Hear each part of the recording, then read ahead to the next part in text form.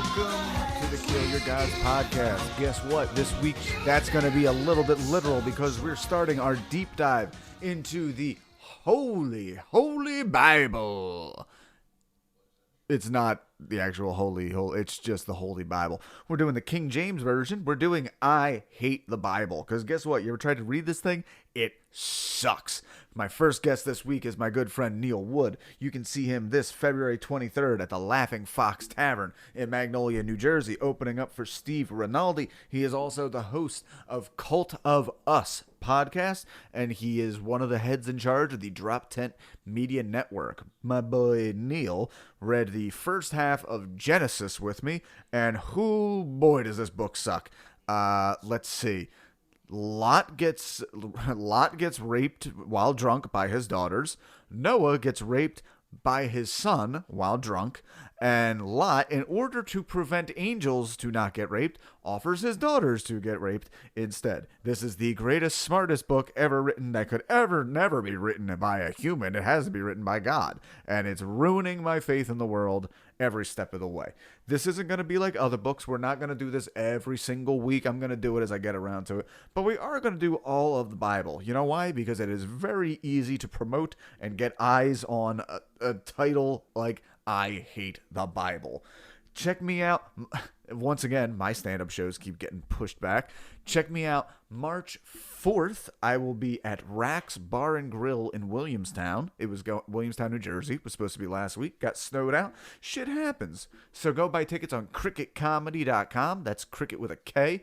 Again, that is March 4th at Rack's Bar and Grill in Williamstown, New Jersey. You can check me out April 2nd in Easton, Pennsylvania.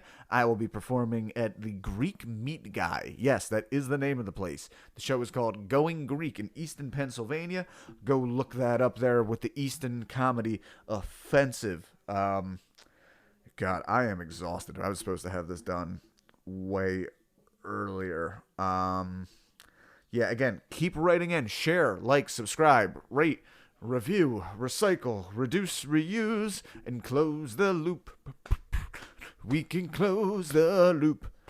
Try to send in messages. Message me at Jesse Draham on all the things. At Jesse Draham on Twitter, Reddit, Facebook, Instagram. Is Parler still a thing? I don't know. Send me an email at jessedraham@gmail.com. Give me an idea for episodes. We have some interesting stuff coming up. We're going to continue with I Hate the Bible. We're going to be starting Game of Thrones. I think I want to do a few things on political stuff. I want to have somebody on to discuss anarchism. I want to have somebody on to discuss polyamory. If you're listening to this and let's be honest, if you have a little bit of a following I can piggyback off of, I really want to talk with somebody about polyamory and how it works, because I'm curious. I'm a very curious boy. I also think it's horseshit. Just sorry, guys. Sorry if you're a very good person, polyamorist, but you have a lot of guys out there who are just talking very vulnerable women into it. So I'm sorry that those are your cohorts, but they've given you all a bad name. But yeah, we're going to talk about all this shit and more on the Kill Your Gods podcast. And without any further hesitation, let's dip in to the greatest story ever told. I Hate the Bible, Part 1, Genesis, Part 1 of 2. See you in hell, everybody.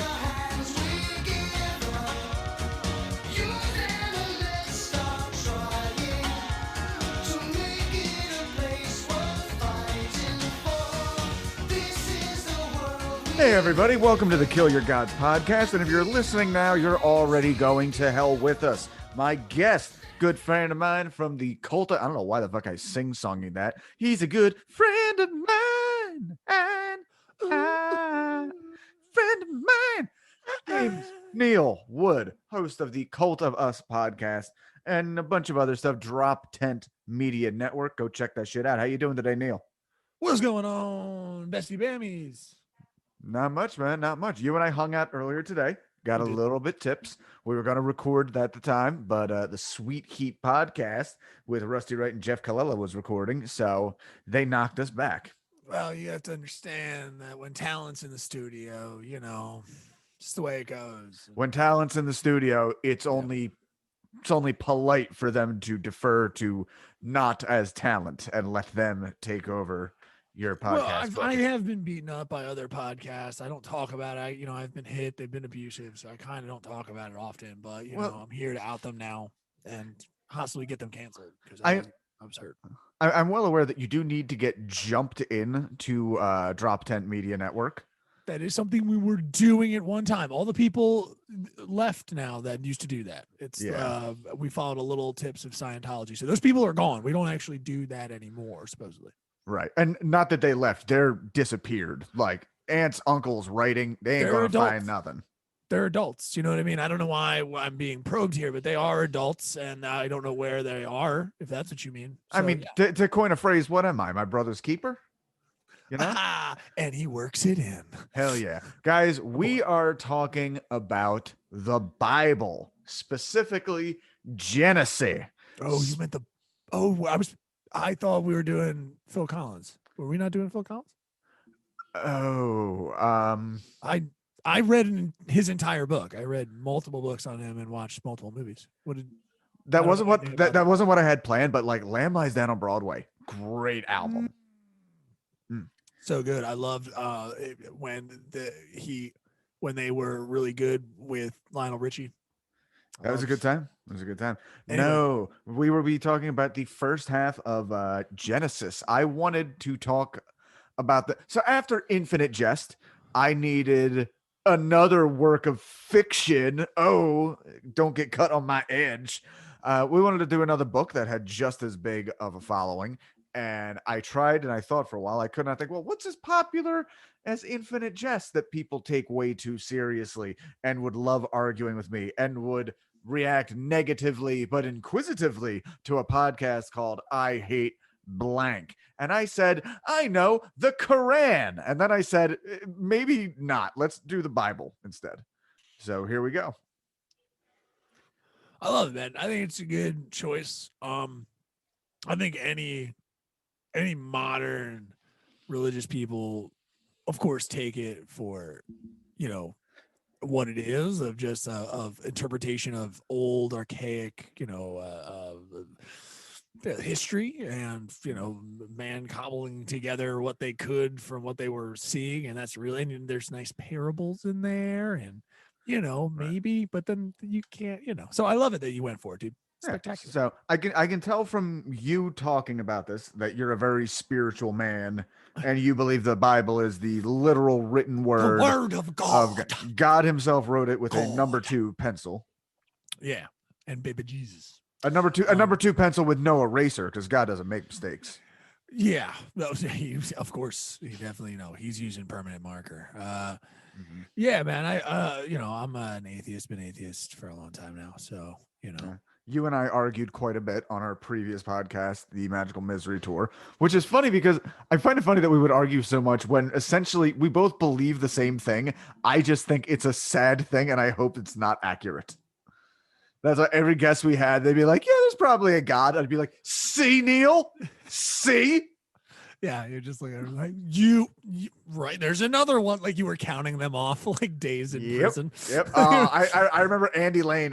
Like I believe in God right now because of Andy Lane. He made me feel, what you mean? I'm not just gonna slip into the nether forever when I die. You constantly are hung up on this, and it's not a part of this podcast. If you would like to talk to me, you can come on Cult of Us, and we can have it out about spiritual beliefs because I will not get into it.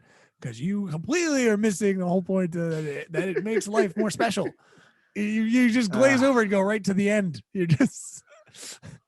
I'm here for the end, as always. I don't care if I don't care how good any piece of art is. If it doesn't stick the landing, it wasn't worth it. Which means if I literally don't stick the landing and fall and break my head, anybody who has died in a slip and fall, I don't care if they were fucking Ben Franklin. It's a wasted life. I don't know, man. I think, it's not though. It's not. I mean, it's tragic, but I mean, also like, they don't have to worry about it now. That's all. Somebody dies in a terrible accident or something like that. It's like, yeah, it's okay. They're not here now. And they don't have any pain and it's fine. But they did have pain. It doesn't matter.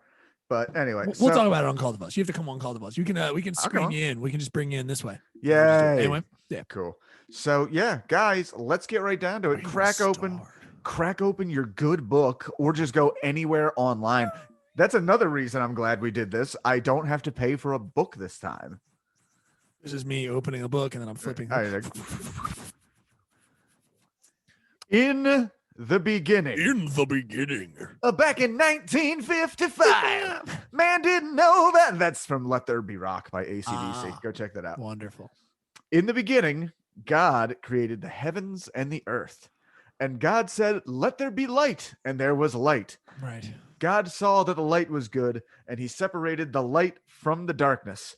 God called the light day, and the darkness he called night. And there was evening, and there was morning, the first day. So, Neil, you have a background as a magician. Does it bother you that God is using a similar setup here, a kind of "and he said" alakazam type thing? Yeah. He seems to know the patter. I don't know what his patter was, but he seems to know kind of like,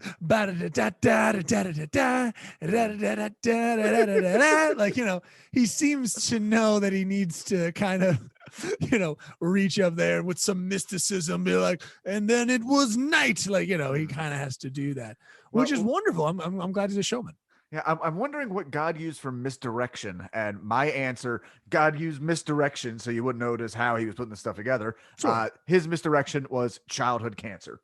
So I was going to say, I thought you were going a much friendlier place with that. It was just going to be like, he used misdirection like all magicians use misdirection. There was a hot galaxy woman next to him. I was going to ask, who was God's lovely assistant, Well, I mean, I would say it would have to be Lilith, obviously, but I mean, he makes Lilith later, if it was anybody. But no, it was just a hot cosmic woman, right? It would just be Vanna White of...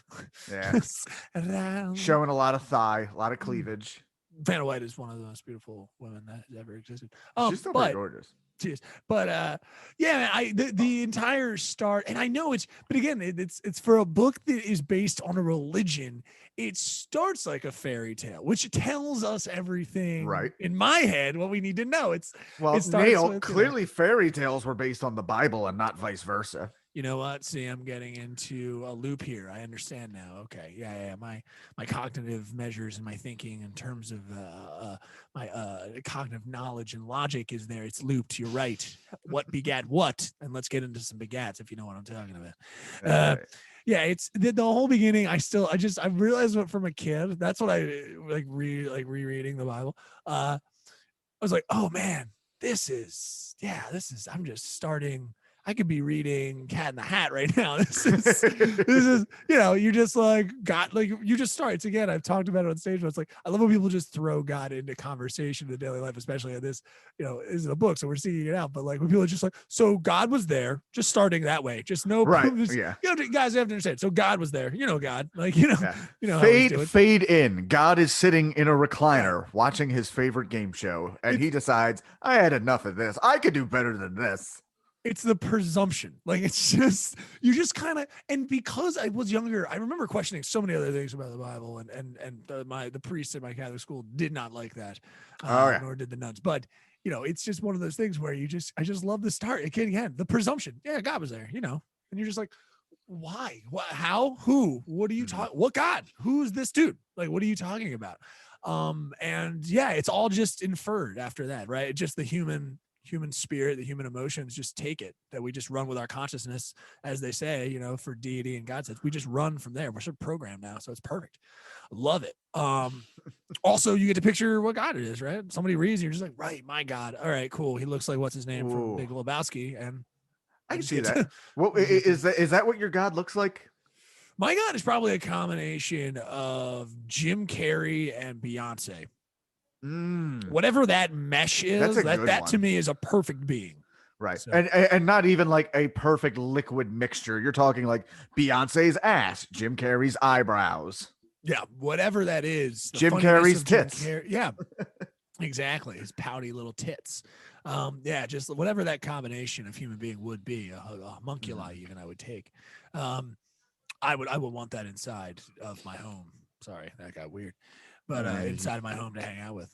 Yeah, no. So, What did you think about just like again the narrative? You remember the narrative structure from the beginning and just being like, God was there and he made all of this shit. Like, I think this is the ultimate revelation that anybody who has claimed you can learn everything you need to know from the Bible. This is my revelation. Like, oh, they don't know how to read.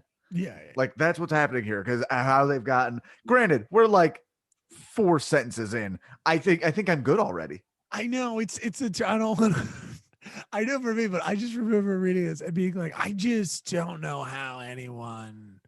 It starts, but maybe that's what I'm missing. Maybe the thing is just like the magic, right? That's there. It's just like the da da da da da da that all that is just like that's how you should start, right? You start with passion and emotion, right? You sell people on pathos first, right? Like thus spake Zarathustra playing in the background. Yeah. I think that's what people hear. You know what I should do? I would like to look up if we have any surviving stories from this same era as the Bible and how exactly they start. Yeah, there's tons of stuff, but like it's for all we know, God being right there in the beginning might have been like it was a dark and stormy night of that particular area of the Mediterranean.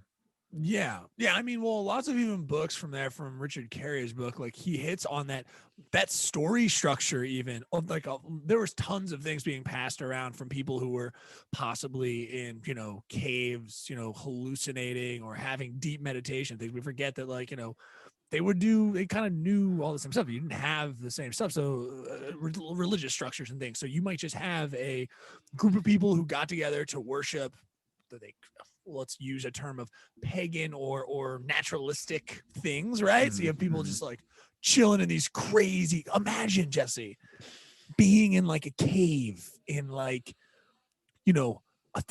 BC and just looking up like, what the fuck is that thing up there? Yeah, like you're just tripping on something, or you've been fasting and meditating for 2 days, and you're lost. Or possibly some theories being that maybe they were already exposed to psilocybin of some kind, or taking the types of things. So imagine what you would see. It's a few things I've heard of before is apparently if you go through anthropological DNA, there is apparently evidence that the two hemispheres of the human brain did not always interact with each other.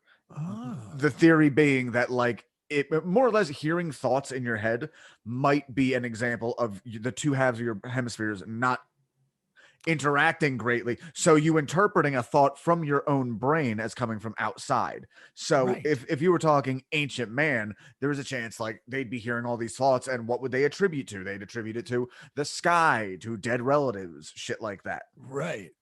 So yeah, they were all still doing the same great things. It was like, that sounded just like Aunt Betsy. Did you hear? Yeah. Did you hear her call from the back porch? Y'all go come in now, y'all. My dead dead dad just told me I should fuck that lady. Wait. My dad's a little bit of a horn dog, if you know what I'm right. He's a little bit of a, hey son, what do you think about that hot piece of ass? Dad, that's mom. Stop. Hey, sorry, this is just the voices in my head. This is Grandpa here. Her titties really do remind me of your grandmother, Org or Og or whatever your caveman name is. Right. Do it. Fuck her for your grandpa. Pussy. Dude, come on, dude. Do it for me. Do it for the equivalent of of the Instagram back then. Do it for IG. Fuck her right in the cave butt. Okay. God made two lights, a greater to govern the day and a lesser to govern the night. So first off, science. We know that's not what that is. That's also why is the one light not there some of the time? It goes to show that this is the part of the Bible, all of this stuff, and we can't stop at everything. I was stopping at every single line being like, okay. It's hard not to. You start to understand. Well, no, because I like this book as this is if the Bible wasn't spread the way it was spread, it would be a very important book regardless, because it is at least a distillation of people's thoughts on early man and people's thoughts on cosmology, agriculture. Like it fits in all those things. Like people look at those and it is used as points of reference. This isn't a funny part of the podcast, but like to give it credit, like we can't stop at each one, but I have so many funny thoughts reading the initial stuff of just like, God had to create a light in the sky and then he had to create a lesser light. It's like, so God kind of had a plan. Like I don't understand like, cause you have to start thinking, he's just like, you're like, boom, light. Oh, that's kind of nice. Like, you know what I mean? Like he's getting in the mood. Like he's like, there's he's kind of feeling it. A little glass of wine. Like he's ooh, that's good. Yeah, the lesser one. That's right. Yeah, you like it, baby? Like, so I love every part of it. Every single part. I just kind of go because then of course these poor humble people are just sitting there being like, the big light is good because it brings crops, and the nighttime that's nice when the moon's out. Like, they're just simple folk trying to make sense of the world around them and the craziness that it looked like. Next, we have God created man and woman in his own image, completely skipping over the dinosaurs crawling on the land, all that bullshit. But they were planted by liberal governments as distractions against the church. We all know this from creationists. Yes. So if you get to go down to, North Carolina, you get to see the recreation of the Ark, which flooded, which did have leaks, which I don't know how that happened. So weird. But so it's really good. So if you check out your creation stories, you know that to be true. So thank you, Jesse, for keeping this factual. I appreciate it. Hey, again, if we want to go with a strict interpretation right here, it says God created man and woman in his own image. I don't know how you interpret this any other way than God is a hermaphrodite. Like, that's actually where his name comes from. Does God have a big old dick and fat titties? Yeah, way. Yeah, he's the Jim Carrey Beyonce combination that I've been looking for. Exactly. Yeah, dude, God must be a hermaphrodite. And he had to figure like, you know how my dick's always getting caught in my vagina? That would be useful. Just like split it up. Well, I would think at some point that it would kind of be a self-solving kind of, you just kind of like, oh, hold on. Sorry, my penis fell out, huh? Yeah. And it just kind of, like those two work together. And I don't know why this is a dark, weird thought I've just had. Can you imagine if you had a vagina in addition to your penis and your balls were just like the guards flopping over your vagina? Oh, I didn't even think about my balls. I actually kind of thought I have a penis. You assume the balls are gone. And then a vagina. Yeah, just like a vagina underneath. And I can just kind of like, tuck that. I want to show that again. Like it kind of rolls in and then I get excited and it like, boing, like, and then both are at play. That's kind of what I want, really. I think it kind of feels like, never mind. Sorry, you go ahead and talk about the Bible. No. I'm picturing how much that would improve scissoring if you're literally like both fucking each other at the same time. If you do you had me at hello. How are we? Yes, absolutely, dude. You had me at balls over your vagina. Yeah. Again, from the God thing, it just goes, from Zords and Rich, again, I keep mentioning, if I mentioned Richard Carrier too, I go check out Richard Carrier's books, his line of books, Historicity of Jesus, all this kind of stuff. But at least he's telling you, we know that some of these things were great because, and pulled from other cultures at the time that ever lost or written and other gods from other parts of the world. And just how we talked about it, like how because again, you're right. The Alpha, the Omega, like even from the Greek and Roman times and things like that, you have like things of like, yes, these gods might be multiple things and you see them pairing everything together. I think it's super interesting. Also, if God is transgendered, I think he is then the ultimate they. And I refer to him as such. So I would appreciate if you either said God, which is his name. His name Yahweh is his dead name. No, so, his name isn't Yahweh. His name is Yah, they, them. Yeah, they them. Fuck you. On the seventh day, God rested and created the Sabbath, and Ozzy Osbourne rose to prominence until a wicked bat tempted him in the garden, and he thus bit the head off the offending creature. And the coronavirus was creative.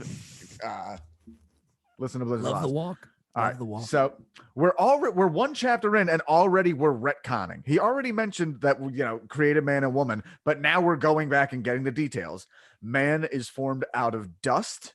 Ashes to ashes, dust to dust, and God breathed life into man's nostrils because God wasn't going to kiss another dude.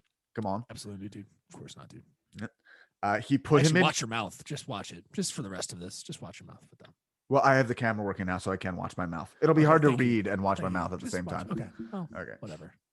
Put him in Eden. He said, don't eat from the tree of knowledge. That's my stash, obviously. Yep.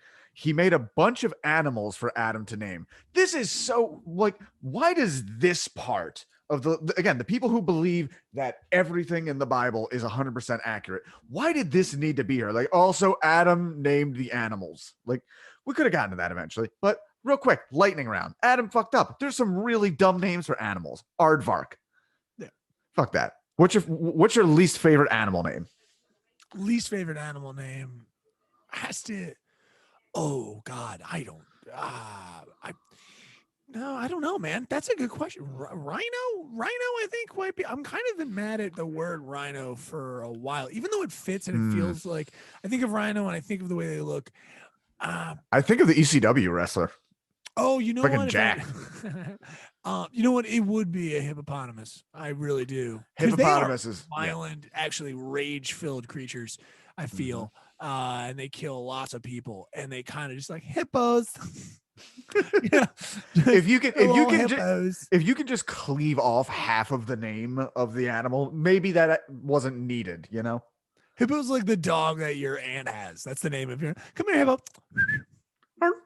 Here you go. Come on, let's go. Like, you know, come on, hippo. Yeah, like it's not a 1,600 pound, 2,000 pound fucking animal with jaws that can open up to a 90-degree. That can also swim like a mermaid, just easily. They got a fat ass. You know right.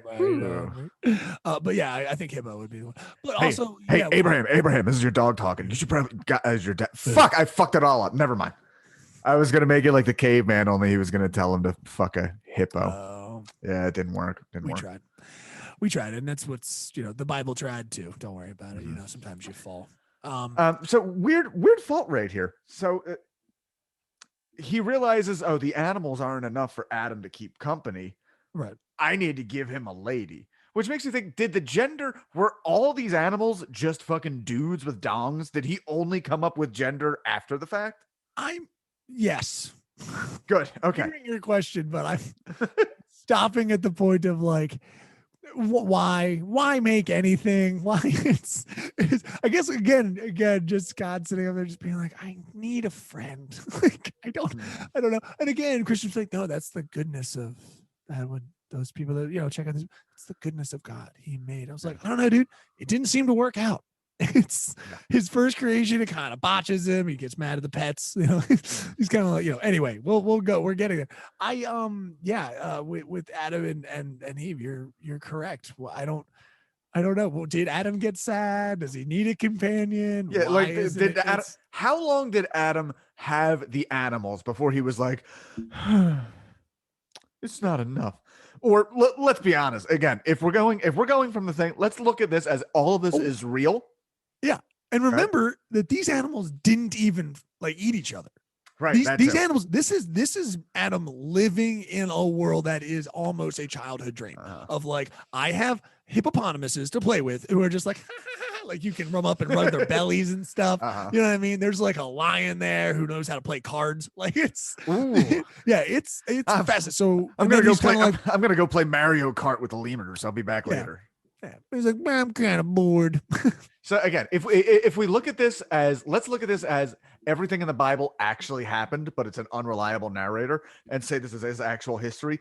I think the real honest to God truth where but the animals weren't enough and Adam was sad. So God created woman. That sounds to me like a cover up of Adam started fucking these animals. And God was like, oh shit, I didn't plan for this at all. Get off the bears. Adam. You're right. When people do bestiality, they're actually going back to the purest sense of themselves. Yes, that is how God made me. That's why no one will have it. That's why everyone is against it, because they're kind of like, it just is wrong. That feeling inside you go like, it feels wrong. Actually, it's very right. It's the purest of pleasures. This isn't good because it goes against. This is what I mean. Atheists definitely get stuck with this stuff. Like they're joking about. Like, I was like, I'm sorry, I shouldn't even said it because then it opens the door for people to shit on you. But obviously we're fucking kidding. But yeah, I would agree with you, dude. Yeah, totally. The other aspect of it is if you are a hardcore Christian, guess what? This part of the Bible has nothing to fucking do with you guys. This is like when they released Dawn of the Dead in Europe under the title Zombie, and then Zombie 2 was the New Testament. It had nothing to do. It was made by entirely different people. They retconned some shit barely to make it the same movie. Yeah, you're right. Like, hardcore Christians really don't care. I mean, this should be, because this is just fact, right? It's kind of like, if you they're just kind of like, you guys are denying. I mean, it's ridiculous. But I love it. Yeah, and it only gets better from here, guys. I don't know if you've ever read it, but it gets good after this. This is where it starts to get a little hairy. We have a classic thing right here that I have in my notes. God made Adam fall asleep and stole one of his ribs. That's how you know Adam wasn't black, because you ever tried to take a rib from a black man. Guys, that is a very famous hacky black joke that has been done by every comedian at one point or another. Yes, it is.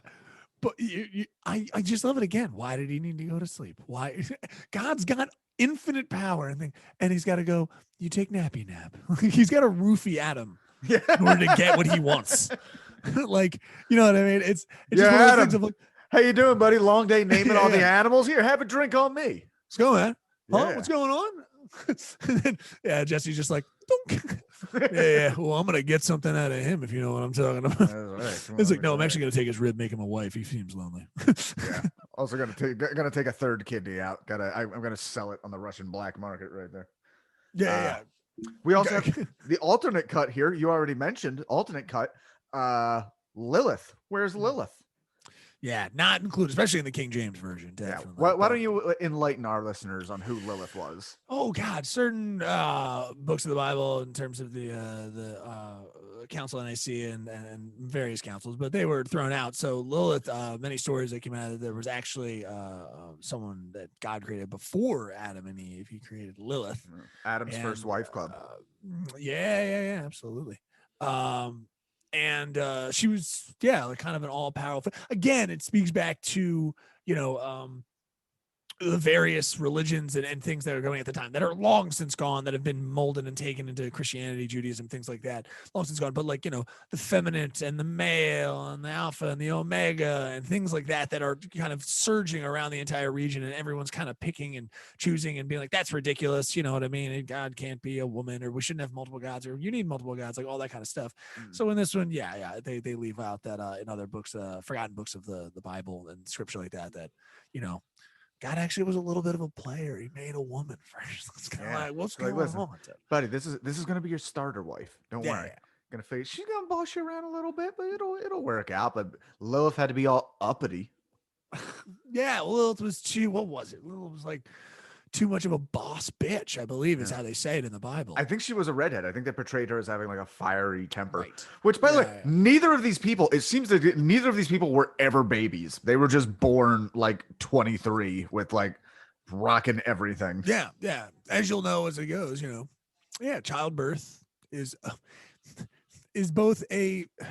It's written that in the Bible, kind of God, as we're getting there, God sees childbirth as an actual punishment.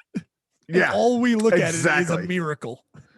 Well, and not only that, but God seems to have punished every single creature on the planet. Like, Adam fucked up. You're all doing this. I would have made all of you by hand, but this fucking guy. Yeah, it clearly can't be logical reproduction based on chemistry. That can't be it. Here's a thought. Adam can't have a belly button. No, Adam didn't have a belly button, dude, which is unfortunate. I mean, you're missing so many little fun games to play in. I mean, oh yeah, dude, you ever fill it up with like little pudding or something, some ice, a popsicle falls on your belly? Yeah, what is my dog eating his treats out of? Yeah, where did your semen go from your first hand job? Come on. Oh no, I couldn't because that was out outside in a truck. I was like out of a truck. You were polite and put it in the ashtray. I did what the Bible says I'm not supposed to, and spill it upon the ground. That's right. Can't let it do that. That's why I go for the belly button. I call it the kiddie pool. Oh, that's not good. I would disagree with that sentiment. The statements of kill your gods are just the statements of Jesse Draham. Please don't include that one. Therefore shall a man leave with his mother and father, and shall cleave unto his wife, and they shall be one flesh, which is a nice way to say fucking. So literally what you find out about these stories of the Bible are all like 8 sentences long. because there's really no, like, there's nothing like, and then Eve showed up and she's like, wait, what's going on? She's like, yeah, you're married to that guy. Bye. Just not like Eve was there and Adam was happy. That's it. Yeah.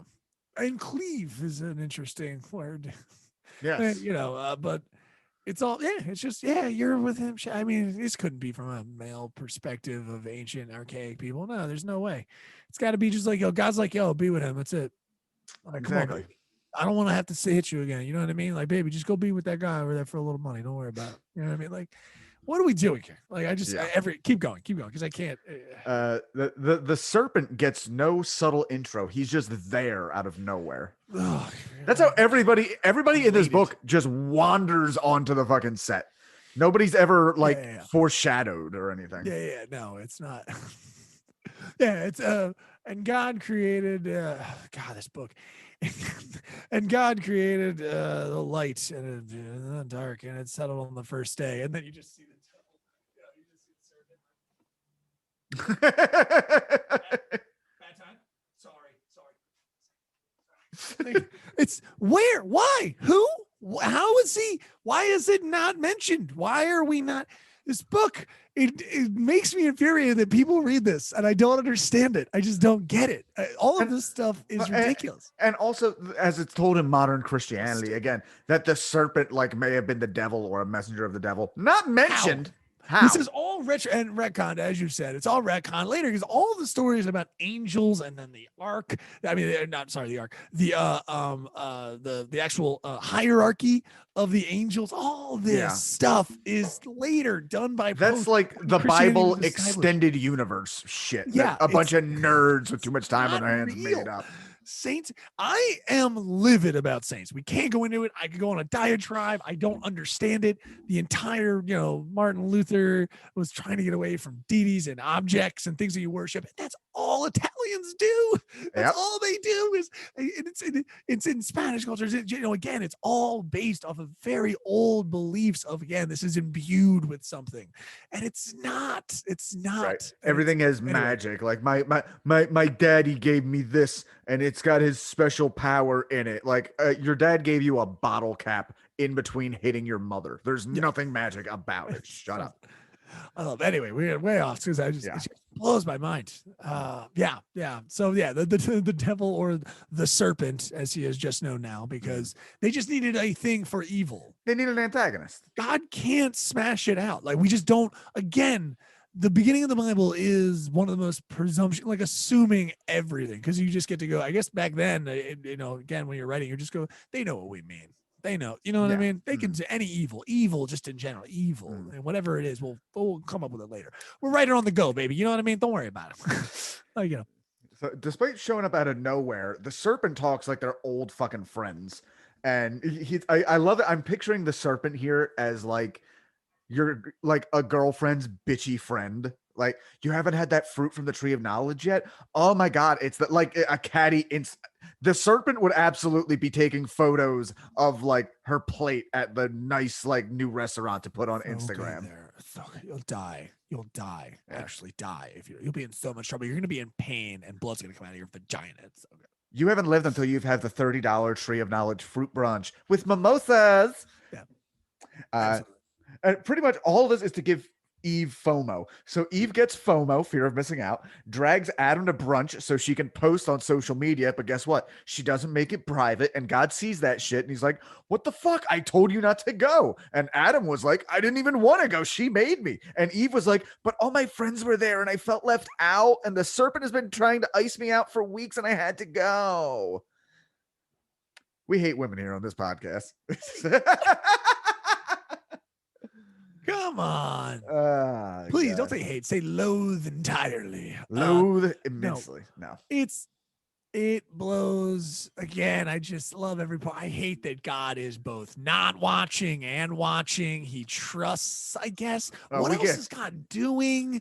Where is God when this is happening? He just pops in every now and again. It is infuriating. Well, that's our sin. That's our great sin that man done it. It was Eve's fault, because you know what I mean. You got to have something over. Right, but even at this point right here where we haven't fucked up yet, God's just off doing something else. Yeah.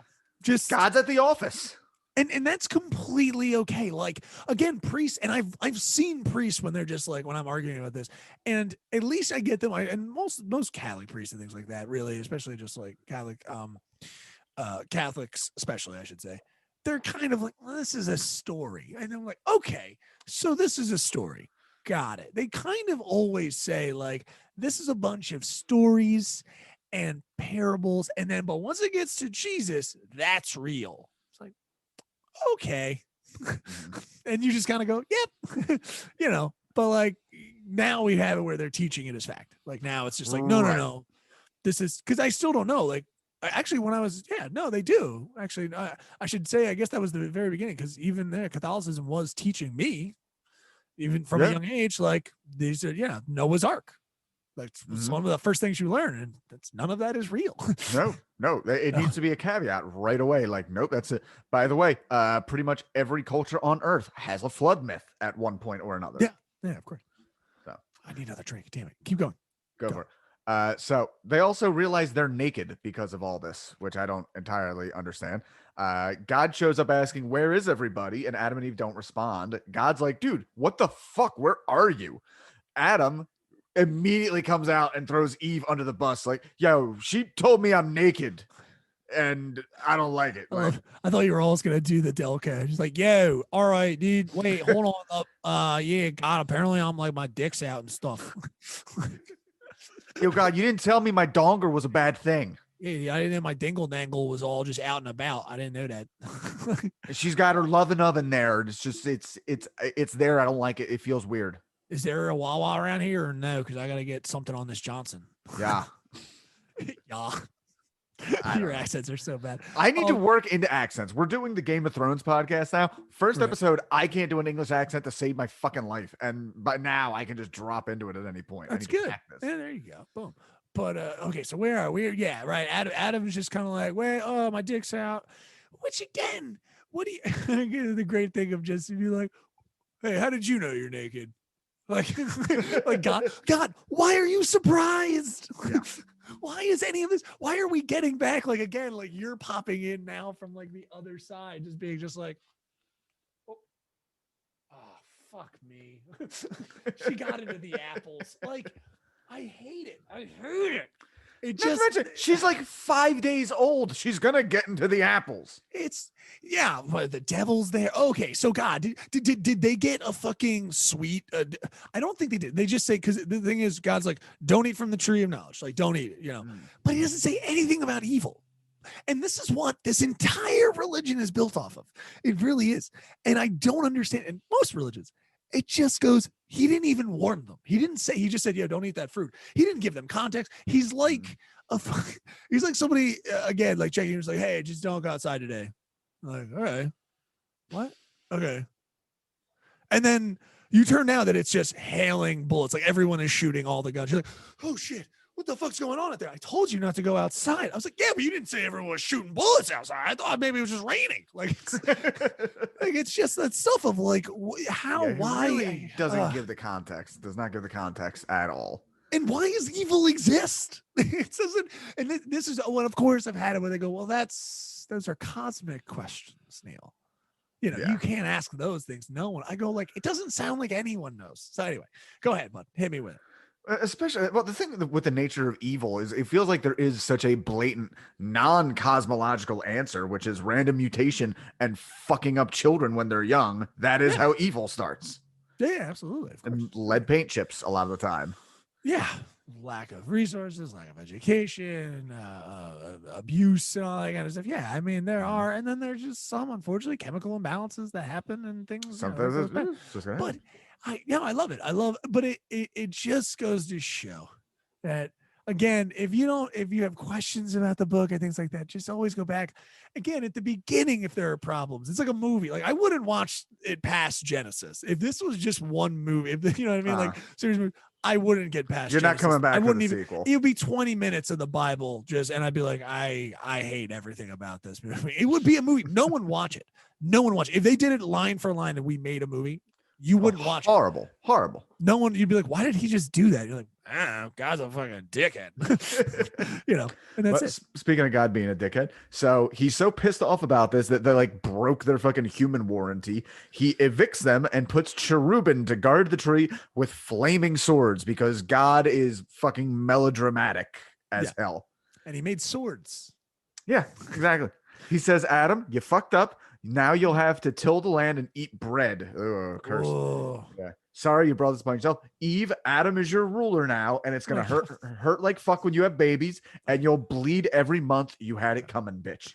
My God, my punishment is carbs. Oh no. Oh no. We could probably make some ciabatta with this. And by the way, here's the other thing. It seems like God kicks out all the fucking animals with this too. He's just punishing everyone for this. Well, yeah, it's almost like, I'll just keep saying it. It's almost like it doesn't make any sense. Yeah, it's almost like it's a bad story. Yeah. There's no reasoning. We don't. And also, why didn't God just restart? God's appreciation for life. He gets there. He gave it a bit of a shot. He's like, let me see how this plays out. Yeah, and we're still here to this day. And even then, when he does the flood wasn't a restart, it was a soft reboot. It's like, well, the foundation's pretty nice. If I could just get these fucking vermin off of it. It was quick. A nudge. It was a little like boop, boop, boop, I'll help you along. Right. The flood being some crazy, delicious, wonderful stuff. I love just God's anger. And also, why does it need to be water? Why couldn't he we see Thanos go like, and God could have just went like this, but he's got to be fucking dramatic and flood it. It's like, all right, what are you, Texas? You know what I mean? That's a timely joke. Hey, sorry, I didn't know what else to go. Yeah, because where are we? Yeah. So God's like, get the fuck out. The animals are out. Yep. Yeah, why does he throw out the animals? That's interesting. Yeah, I have no idea. They need him now to make like cheese and meat and herd the sheep or whatever the fuck. I assume once people take that to eat, they immediately start shepherding. Like a sad zebra like walking. I'll see you later. Oh, God, the poor zebras. I thought we had fun. I didn't eat the tree at all. Okay, I listened. Do anything. I followed the rules. All right, I'll see you guys later.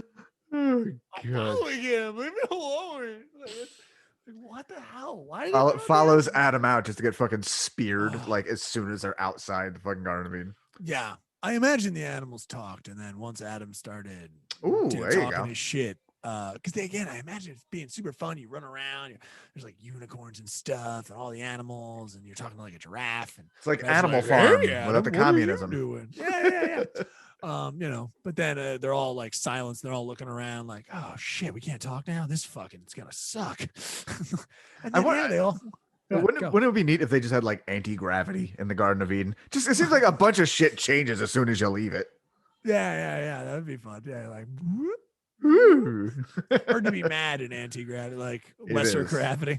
If I caught my fiance cheating on me in anti-gravity, I don't think like, God damn it. Well, bye. God damn it, Willis, you're gonna get fired. I cannot have this kind of shit in this office. All right, now listen to me. All right. It's not okay that you touch Tina that way. You watch it. Sorry, I'm having too much fun by myself. Bounce over to HR, goddamn. Yeah, bounce over. So immediately after leaving the Garden of Eden, there's this like, and they had Cain and Abel, like, and immediately like they're not babies, now they're older. And Cain made a sacrifice of fruits, and Abel made a sacrifice of calf. And God looked favorably upon Abel's sacrifice, but not Cain's. So immediately it's like Cain is like the vegan, like I'm going to sacrifice these things, and Abel is the good guy. He cuts a baby lamb's throat, and God's immediately like, that's my fucking guy right there. Yeah, metal. Yeah. I dig it. I like your style. Well, God's Abel. Mad metal. I don't know if you know that. Yeah. Yeah, I was like, fucking cut that lamb's throat, baby. Ain't getting past the flaming sword, angels. Yeah, dude, God's fucking super metal, bro. Dude, that's the thing. We thought we've been like satanic being into Slayer this whole time. No, Slayer is as close to gospel as God really intends. True Christian rockers actually, still do classic sacrificing. Excuse me. sacrifices will eventually just take over prayer. So that's what happens in terms of the covenant after Jesus thing. He has like, I think there's something in there being like, you don't need to do the lamb anymore. But we should have kept that one. That'd have been fun. Yeah, what's a lamb ever done for you? Yeah, really. Besides being delicious. Then again, I guess after Jesus comes up and he repeatedly says, "I am the lamb" over and over again. I mean, maybe it's not cool, man. Well, then he was a sacrificial lamb, so he didn't need it anymore. Yeah, it becomes that in prayer. Basically, Jesus becomes the symbolism of sacrificial lamb. You don't need to do that anymore because it became unfavorable in terms of religious types of religions and things like that bouncing around. It became something that seemed either antiquated, especially as the religion, but there was other things where you should still keep sacrifices. But eventually, they just got rid of it altogether and was like, it's a little dated. We can't do that shit anymore. It's too pagan. Literally the next sentence, Cain just outright murders Abel because out of jealousy. You got to do it. Which you can't have. Yeah, go ahead. Sorry. No, you can't have your brother show you up. You kidding me? Yeah. Also, though, Abel was kind of asking for. Yeah, I mean, guys, he cut a baby lamb's throat. He was not the fucking good guy here. And now, between that and now Cain has murdered him. I don't know if you noticed, but this neighborhood crime is skyrocketing. Right, very much so. Must be also the way Abel did it, I think, because Abel did it. And he just didn't blink and looked at Cain. And he was like, nah. You know what I mean? Or if he did it super fun and was just like, "Oh, dude, that was cool. This is very dramatic. You have to be cool." He's like, "Ha ha!" He slits his throat. You know what I mean? Like, you're like, "Whoa, dude, really unprofessional. You can't kind of do that shit." Okay. I don't know. And who cares? I don't need to know. But what else? What are your thoughts with Cain and Abel? Because it's just, what do you think? What symbolism does that hold for you at all, if any? I mean, I think it's saying I was supposed to kill my brother a long time ago. That's what I'm getting out of it. I mean, gotcha. Fucking Kenny and his fruits getting all the attention and shit. I'm here. Okay, so after killing him, which again, rising crime rate means it must be about this. The poor Adam and Eve, the first people they have. Oh yeah, their baby dies. They have that's like one of the worst things you can do is have a parent, and then your fucking kid kills your other kid. Woo, that's tough times, baby. Yeah, you kind of hope Adam and Eve, hopefully Cain was the favorite. That was tough times, baby. That was tough times.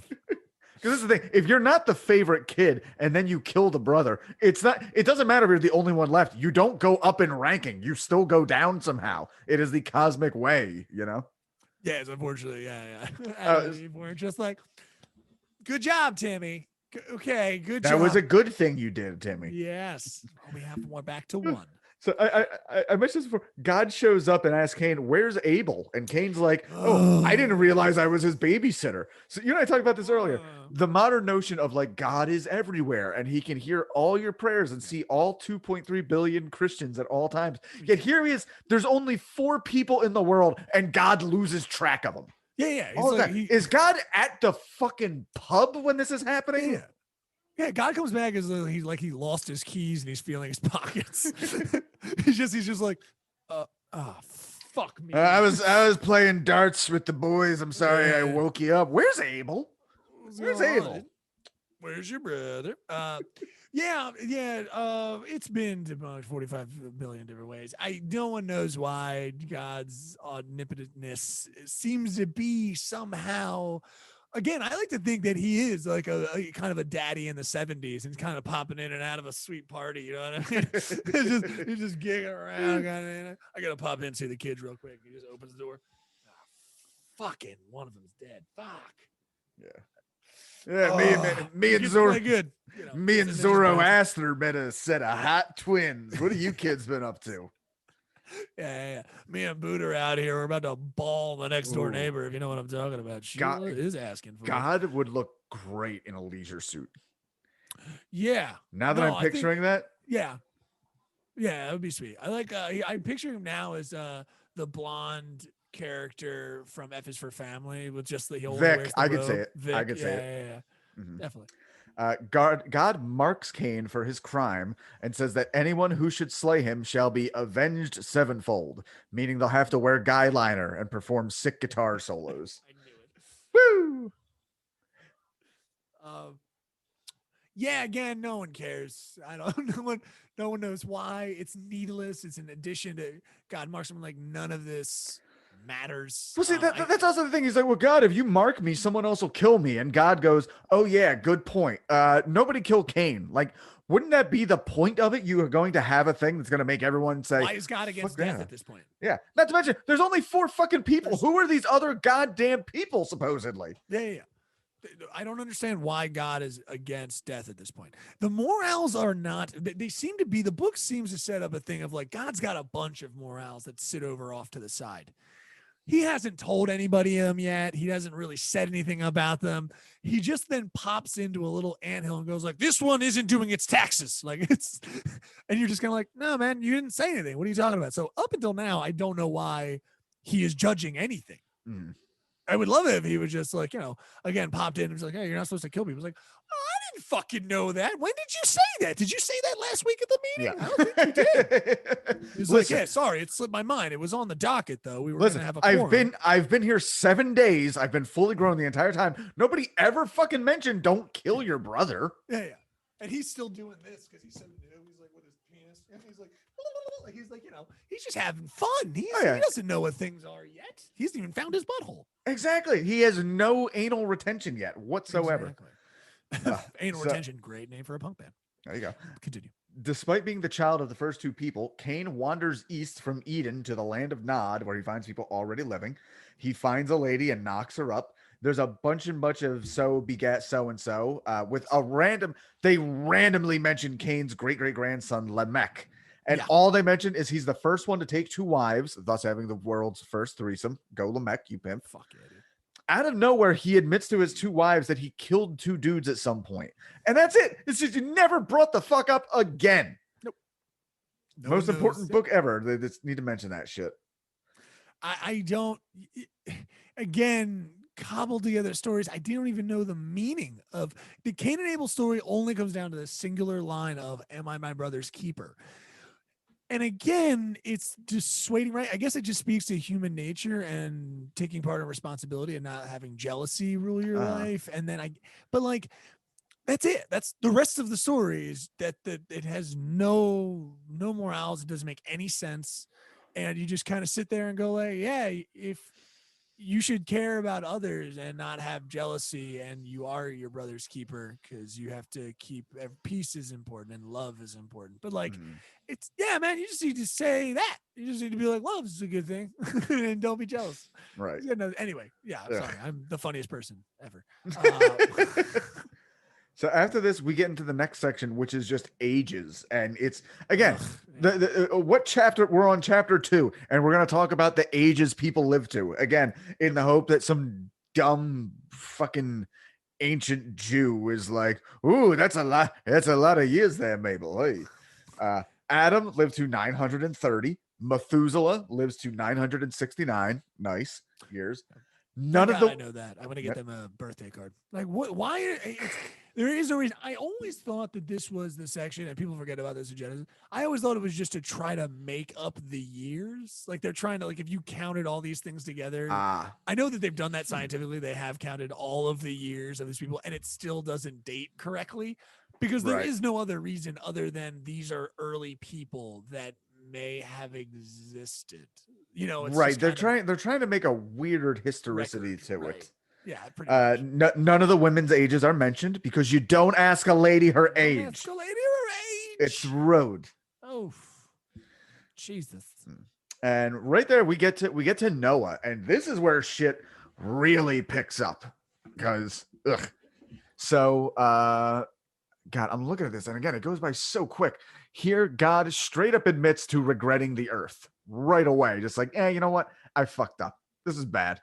We're 12 generations in, and he's like, I should cut my losses. These guys are assholes. Yeah.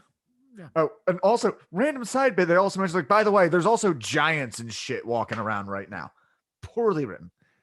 But God thinks Noah is cool for some reason. No reason why. So much like Eric Harris and Dylan Klebold at Columbine, they just give him the heads up like, yeah, Noah, you don't want to be here for what's about to go down, man. Go get an ark, fill it with animals. We're going to go trenchcoat mafia the shit out of this place. The Noah story is perfect. I think it speaks to specialness. I think that's what, because he was in good favor. I think it's like they mention it in terms of like God. One of the running stories to this is that God it's a chosen one narrative, right. Literally, because God just picks some guy out for no fucking reason. Right. But I mean the ensuing story is great. I love the whole thing, just picking out. Oh yeah. You know, and then the animals came unto him, and he said, "This you need to make sure all the gathered the animals." You can't. It's ridiculous. I gather. And also, what are you saying? That like you made a bunch of cool animals that didn't make it? Is that what we're believing? Is that what happened? Because if it is, I want those fucking animals back, guys. You hear me? Saved every animal. He saved the fucking dung beetle. Why? Coming for you. I want those early animals, bro. I want my early animal crackies. Well, don't think you're gonna get them past me too. I made these fucking animals, you piece of shit. I know what they look like. I know what you're doing, and I don't like it. You've been skimming zebras off the top since day one.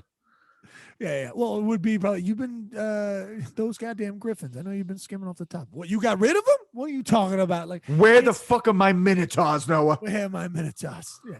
I don't know, man. I hate it all. I just I hate it. I hate it.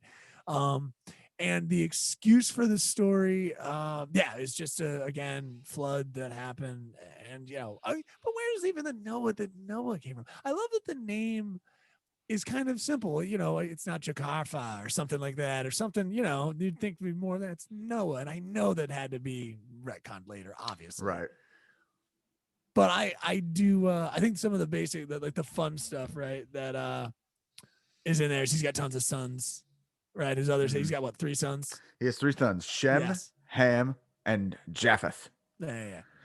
And how do you think they liked their father when they had to move? Well, I think one of them liked their father a little bit too much. We're gonna find out. So God says it'll rain for 40 days and 40 nights. Sounds like my vacation to Seattle. A good job. Oh, God.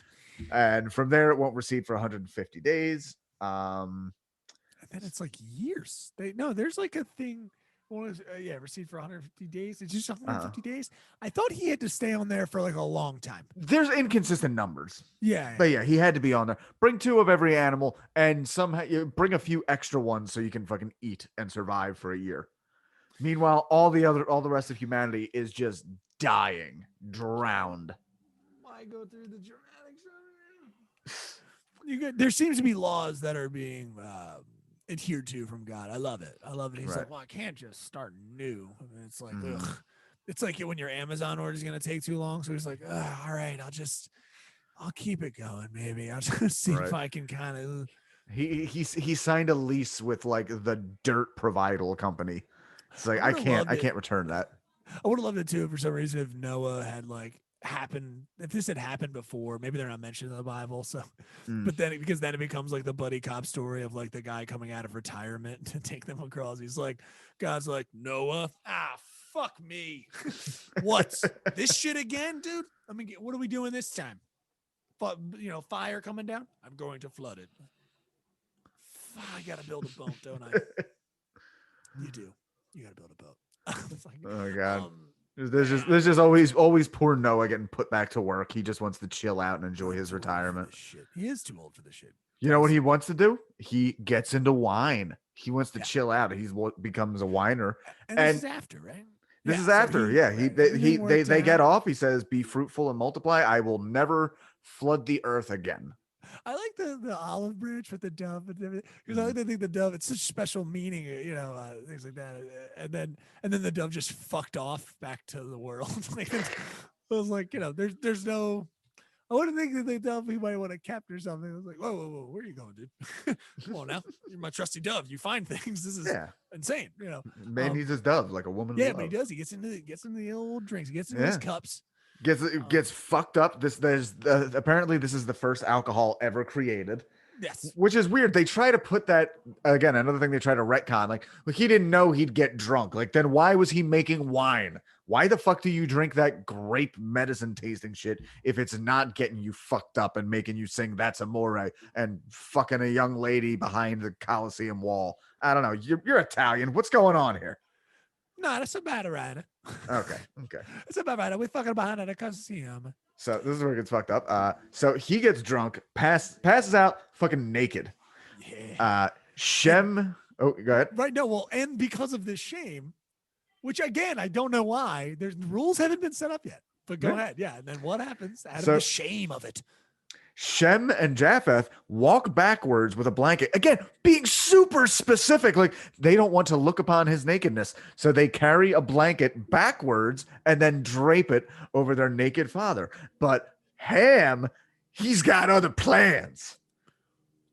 Hence the phrase "going ham" in this case means raping your drunk, naked, passed out father. Let's get down to Yep. Natural coming of age between a father and a son. Neil, do you remember the first time you mounted your dad? Yeah, I actually have some of his ashes on the wall right now. There you go. I love to see, like, especially if Ham's kind of like, but Shem's kind of out for a second. And Ham comes in also on the wine. Oh, what are you up to? His dad's passed out. He's like, ooh, what's going on, little lady? Papa, I like what you guess what? I like what you done to those drapes, and I like what you did to these grapes. I hate you so much. Spread that butthole, Papa. Any reasoning? I don't know. I haven't looked up any of the history of like why Ham's just like, I gotta do this is how you let your dad know who's boss. I mounted my dad when he was drunk and passed out, gave me the keys to his car, made me earn it. Lost my virginity in the back seat of that car later that week to my cousin Mary. Dad watched from the window, beaming with pride. Yeah, there you go. Yeah, that's biblical. How it should be. It is very biblical. And the funny thing, when Noah wakes up, he doesn't curse Ham. He curses Ham's son for raping him. Like, you piece of shit. It feels like the editor just completely gave up. I just don't know. Yeah, I forgot about that. Why does he get on fucking Ham's son's ass other than Ham getting on his own father's ass? Hey, what? There's a lot of daddy ass. Why? Why? Oh, I don't know why. Because God punishes him. Because that's what happens to bad people. I don't know. I think you just have to ask God that. He's just like, I don't know, man, because fuck that kid. and again, if you are in 6th century BC Israel, you're reading this like the first time like a fucking white kid hears hip hop. Like, did you fucking read that shit? Yeah. Fucked his dad. Yeah, dude. That's like Nas's New York state of mind. Yeah. Yeah, I'm sure the significance is there in some ways, but it's like Wu-Tang. I'm gonna get your daddy drunk and keep fucking him and fucking him. I love it. I love it. I don't I have nothing to say about Ham and why. I just kind of go like, come on. I mean, what? You can't fuck your own dad. I love the innocence of the cock though, the dad's cock, right? It's like you saw your dad's dick. Jesse, everybody's seen their dad's dick at some point. Come on. Yeah, you don't need. I mean, I'm not saying you go and fuck him, obviously, either. But no, that's just. It was the idea that walking like, whoa, Daddy, I'm so sorry. Oh God, like, come on, you walk in, Dad, cover up. What are we doing here? I remember I had to be like 9 maybe, but my dad lived on the bottom floor of like a duplex. And in the middle, I slept in the living room. In the middle of the night, I could hear them walking around upstairs. I gotta it might be ghosts. So I go and knock on my dad's like, Dad, I'm a little scared. And he opens the door, probably still a little drunk, completely naked. Like, whoa, what's wrong? What's wrong? Just dick, eye level. Just like nothing. Nothing is wrong. I'm going to bed now. And I will close my eyes, but I will never not. I'm still seeing it. It's on the back of my eyelids. I'm still seeing it. It won't go away. Yeah. I can only think that it had like there's some kind of mysticalness to his cock. Like like his cock also had a face and popped up. It's like, hey man, what are you up to? You're like, whoa, what? Dad dicks are magical. That's what they don't tell you is once you have a kid, your dick becomes sentient. Yeah. And it instantly gets thicker. Every fucking older gentleman's dick I saw by somehow, but like when you're little and you go to like the fucking ball game and you're in the bathroom and just like everyone's got dicks out, just like these guys have some thick fucking dongers. Yeah, dude. Pissing into this trough. Like, what's his name? Noah passed out, and just they walk in, and his dick's just like, "Hey, what's up, dude? What are you up to?" Me, I'm fucking just chilling, dude. I'm not really doing anything. What's the I'm wine? about to get inside this guy's butthole. You know what I mean? Goes in his own butt. Like, I don't know. And Ham must have seen something in it. Those magic eyes. It was probably like these hungry eyes. He couldn't. He just he probably couldn't look upon his. Or Noah had the first fucking hot booty, dude. He was probably just knocked out, and you're just like, oh, we can't let this go. He did all that manual labor putting that ship together, man. Tight, just fucking tight booty.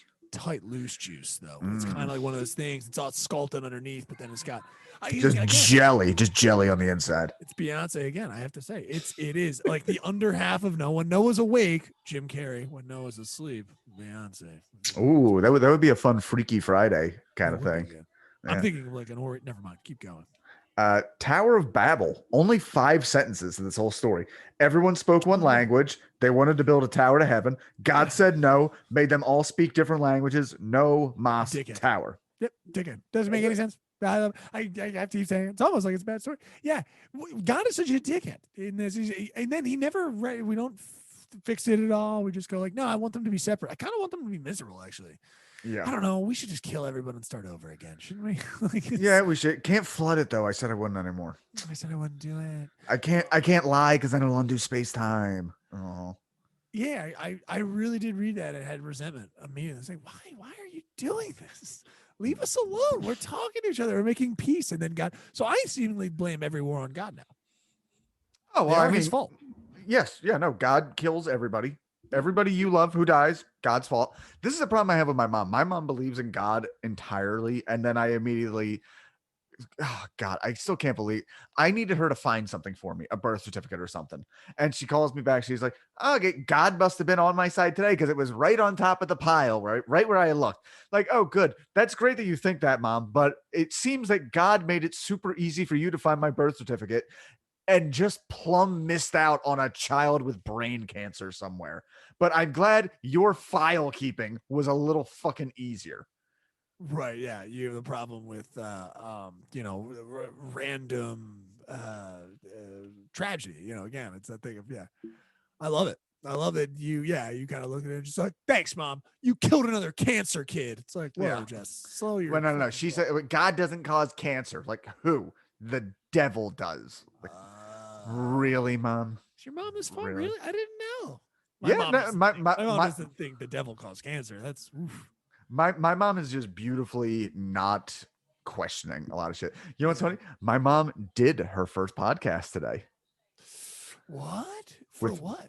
With Megan Getz. Megan Getz is trying to, how there's obviously a shit ton of true crime serial killer podcasts right now. Sure. Meg Getz had the bright idea of, I just want to do a show about the victims. Because these are people like these people stole their fucking lives and they get all the attention. Let's talk about the victims. And as you know, my mother's best friend was murdered by a serial killer when she was 17. Right.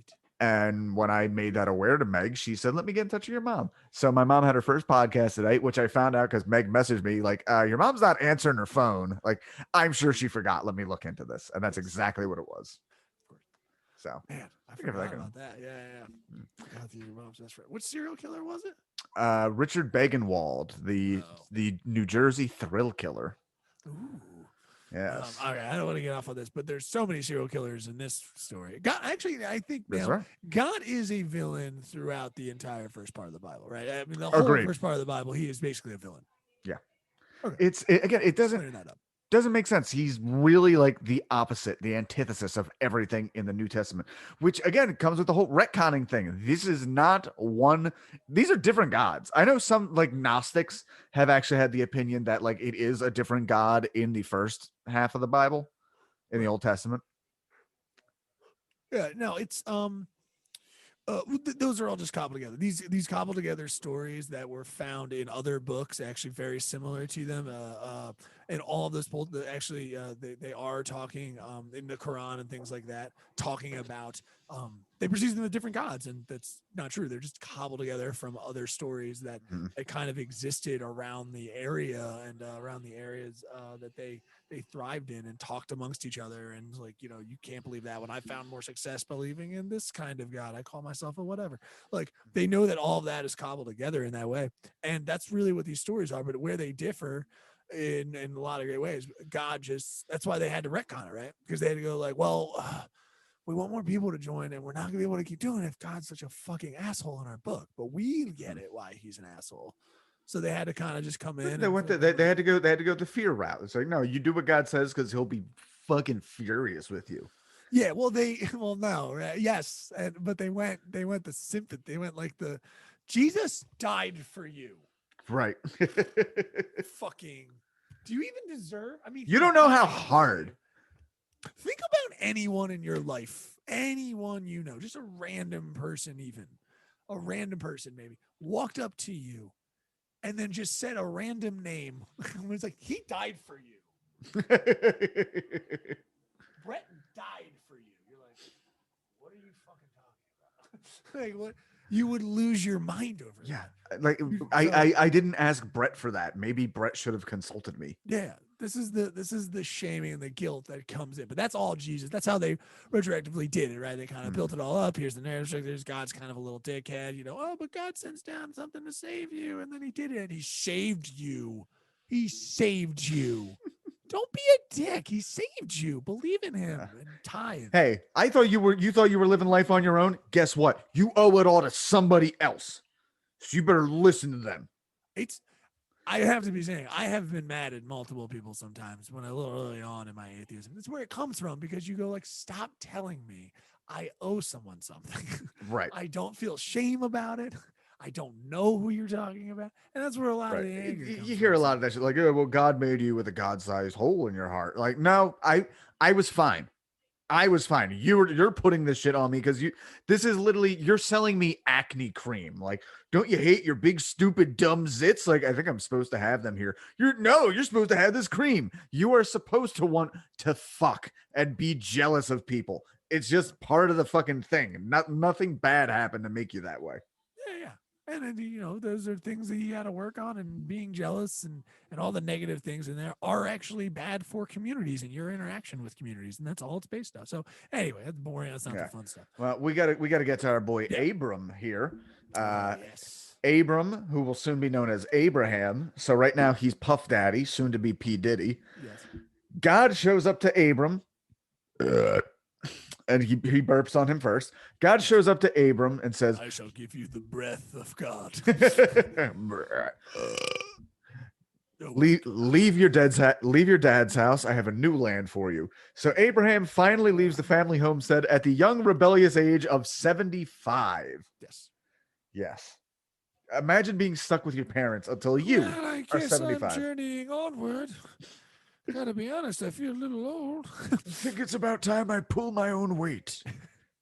Paddle my own canoe. Mittens, Hippo, let's go. Oh yeah, they leave out Abraham's trusty sidekick, Hippo, Mittens. Yeah. He does grab his wife Sarai and his nephew Lot, alternately referred to as his son and his nephew at different points here. But he goes to Canaan where he builds an altar. But God did some shitty land speculation. This is what I love. The whole thing is like, go out there. I'll give you this land. He's like, okay, I'll go build an altar. And immediately there's a famine in the land. Like, dude, what the fuck? Like, you just got sold a bridge in Brooklyn going out there. Yeah. I love it. So they go down to Egypt to ride it out. This is where we'll get the first of several where Abraham tells Sarai, like, look, you're my wife. You're super hot. If these guys know you're my wife, they'll kill me and try to fuck you. So here's what I got planned. Oh, one of several times he says, Sarai, pretend to be my sister. That way they won't kill me. They'll probably troll fuck you pretty bad, but I'll be fine. Sound good? Yeah. Again, speaking to the culture at the time, I don't know. I guess that's what I got because I love that it's just out of left field. It's like, all right, come over here, girl. Let me talk to you for a little bit. All right, you're gonna be my sister. Hold up. It's not what I asked you to do during bed last time. That's not. This is different. All right. That was playtime. Now we're talking business. Incest porn. Yeah, I don't know. I'm sure there's cultural precedent set for that of some kind, I guess. But I guess, is she less? Is he? I guess less likely to get killed if it's. I think if it was my brother, if I would still be. I think you should be mad regardless. if they're gonna rape and kill your sister, it's also still pretty bad. But I love that Abram at this point is just kind of like, whew, only lost a sister on that one. Well, see, here's what happens. The Pharaoh's boys see her, and Sarai must be fucking smoking because they're immediately like, she is so hot. She needs to meet the Pharaoh. And pretty much because Abram is not the husband. She's like that. That's right. What? Which is funny because I believe if we look at the timeline, she's like 60 at this point. Super hot, like fucking... Ooh, like what's that? Anne Margaret, like Anne Margaret and grumpy old men, just like ooh, all about make me it. feel filthy. But because he's not the husband, he's the brother. They fucking take care of him. Like they pretty much give Abraham just like bottle service while they try to like we're gonna go take her to meet the big man. Yeah, I'm gonna try this at a restaurant. So, it's like, oh no, this is no. This is Brittany. She's it's my sister. Can we have free things? I don't understand what the point, because you have, maybe it's a psychological thing. Maybe we're missing something here, Jesse. Maybe it's the knowledge that men, once you know that this hot young woman is taken, then you would try to challenge it. But once you know that she's available, you don't try to challenge him. You kind of go like, oh, come on in. I could maybe get a run at her. I think that's actually happened in multiple sitcoms when like the guy has a real crush on like a girl. Like, oh, but she's with that jock guy and she'll never pay attention to me. And he secretly hates the jock guy. And then at the end of the episode, he's like, oh, she's my cousin. Like, so there's still a chance. Like, oh, no. We still fuck. We're just also cousins. Our parents are close. Oh, yeah. Very close. I knew a girl that I was attracted to. We actually dated a little bit, but I knew it was very awkward for her because their parents, they were going out, both her and a guy from around the neighborhood, and then their parents got married. Oh, that's weird. Awkward. Yep. Yeah. Yep. They were. I'd see him, and as I was hanging out with her more, and I would be like, yeah, I mean, I get it. He's pretty hot. Yeah. It's like, too bad you can't fuck him. Get over here with this fat mess. This acne-filled fat kid being like, hey, it's too bad the pretty boy's your brother. Like at that point, those are shitty parents too. They should just like fuck on the side and like wait till they break up. Yeah. And then they can have the awkwardness of like, hey, you guys it was a really bad breakup. Me and your mom are married now. Yeah. Apparently, I was in the house at one point, and she was telling me, she's like, yeah, it fucking sucks living here. He's like, we hear them fucking. So I'm like, now think about it. Brother and sister, well, stepbrother and sister are now living together and hearing their parents fuck. So it's just like if you do that over cam shot where like the roof is ripped off from the house, it's just like one bedroom with the mom and dad, and then on either side it's just the daughter. They're all just like looking upwards. Like, I would love to fuck my brother right now. Like, anyway, sorry, this is weird, but I get it. So biblically, it makes sense. It tracks, actually. Definitely. But here's the weird thing. So Pharaoh takes Sarai in, and God is a total like cock block wingman and plagues Pharaoh's house for trying to take another man's wife. Why did God stop offering this service? This seems like God's being a real fucking bro for a change. Yeah. There's no again. It's almost a bad story, but no, I love the God again. God's got an agenda. Everything's happening. He hasn't set any rules. He's not telling anyone what to do. Really, I mean, he said some things, but I'm not going to say everything. But you fucked up, and then he just goes like plague. Like, well, okay, thanks, God. Yeah. A mysterious little bitch he is. He's just showing up like Joey Greco on that horrible Cheaters show. The fucking camera, like, what are you doing? You know this woman has a husband. Have leprosy. Oh yeah, no, God at this point in the movie, you're right, is like fucking TMZ. Like, it's Yeah. like, hey, what's going on? What did you do, man? What did you do? Huh? What did you do? Is your fucking girlfriend here? Oh, like yeah, you're right. It does. Hi, my name's Yahweh, and this is Punked. Pharaoh thinks he's got a super hot single lady. What he doesn't know is that's Abraham's girl. Dude, it is find out. It's gonna be amazing. You won't believe what happens. What happens is Pharaoh is like, get the fuck out. Please just stop these plagues. And Abraham leaves with all the nice shit they were trying to give him because they thought it was the brother. Right. Ugh. Stupid. So God. Yeah. time passes. Abram and Lot's people aren't getting along. They're all working on the same fields. It's hectic. So Abram tells Lot to find a new area. Lot goes to Sodom, but then there's a war, and the king of Sodom holds Lot hostage.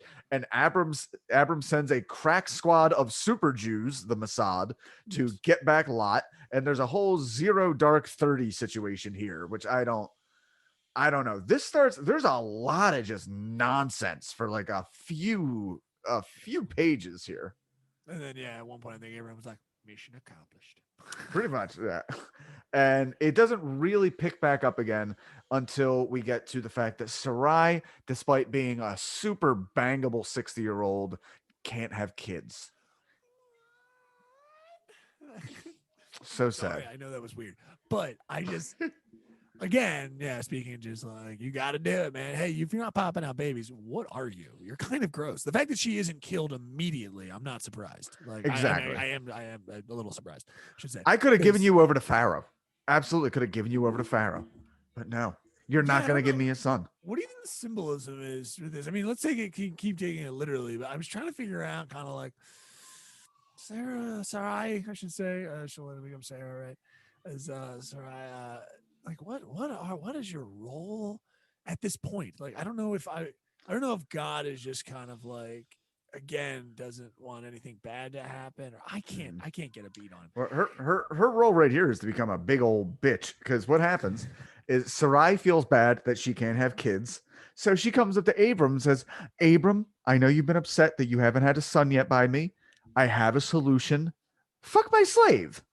Take my slave, dump your 86-year-old semen into her. Don't ask her opinion, because who cares? And have a baby with her. And Abram responds, well, if you're going to twist my arm about it, I suppose I could rape your slave, which he does. Because again, this is the founder of Judaism.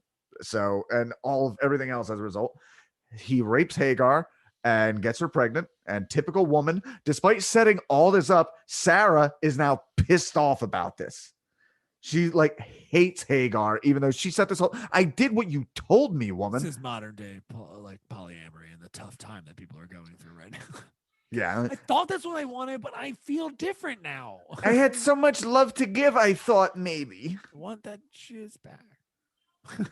It's got to be infuriating if you think Hagar. if you think you've like really got hold on someone's jizz and then they just run off with it and go around doing other shit.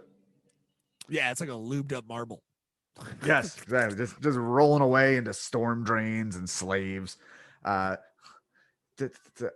yeah. So again, this is also the most perfect book ever written. Could only be written by a god himself.